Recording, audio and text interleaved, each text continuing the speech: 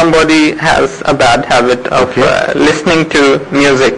Okay. My question is, what is the status of You see, it all depends music? on, I mean, this is what you call a bad habit. It all depends on the degree of the habit and the nature of the music. If you see, the music in itself as a whole cannot be dubbed as bad. Even the wine is not dubbed by the Quran as totally bad. Even juggling and these things are not dubbed as entirely bad. What is described, in the principle described is that a thing which has overwhelmingly or more than 50% bad in it should be abandoned and rejected. A thing which has less than 50% bad things, its better things should be utilized and the bad things should be avoided. This is the principle, okay? Now music falls in the no man's land, in fact. It is neither forbidden entirely nor permitted without any conditions. We know at the time of Hazrat Muhammad Rasulullah Sallam, when he walked into Medina, the ladies of Medina welcoming him sang a song of welcome, plus they beat on the drum. This is called daf. No, that was a sort of music available to the Arabs. Nobody can say it was not music.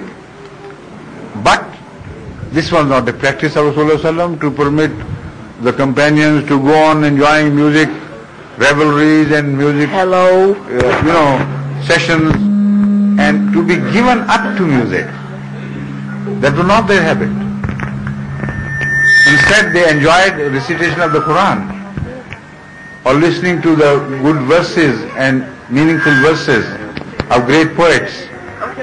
But gradually their taste was developed and they shifted from poetry to the Quran ultimately. So it requires some time of patience to improve the quality of your taste. And without that, to abandon certain things would be rather cruel. In these things, it's a matter of taste. In some other things, the matter of prohibition is fast and hard, and you can't change it. You can't say, I have to improve my taste for water before I can stop drinking wine. No, that will not be permissible. Because wine is forbidden, and what is forbidden is forbidden. But music does not fall into that category. For that you can acquire a wise approach of systematic, gradual deliverance from that habit. You understand? Got it. And as far as the pop music is concerned, I don't know how people can tolerate that. Just sheer nonsense. No, I don't disrespect music altogether because I know the classical music had some nobility in it. It brought up the best in man in a way that man would not understand. But the music writers were noble-minded. They wanted to bring, even if the theme was miserable, it wanted to bring the question of misery of others to the listener of music, that the others were suffering.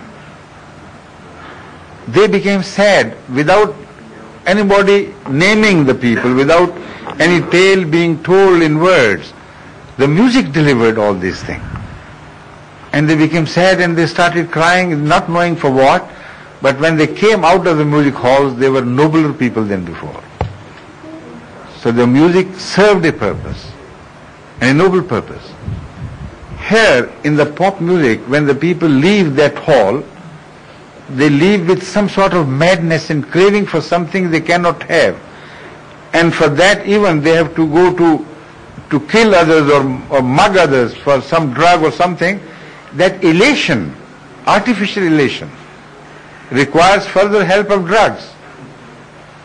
So what the taste left behind by this modern so-called music is ugly and evil. And the society under this influence is becoming uglier and more permissive, more careless of the traditional values. So this music is obviously evil and sinful.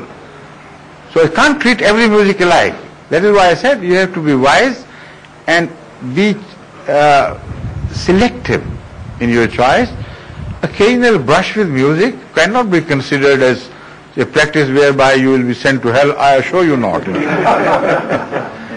But an occasional brush with music which draws you into itself at the cost of higher values, at the cost of memory of Allah, at the cost of prayers, where you are taken over by music, and that becomes all your ambition and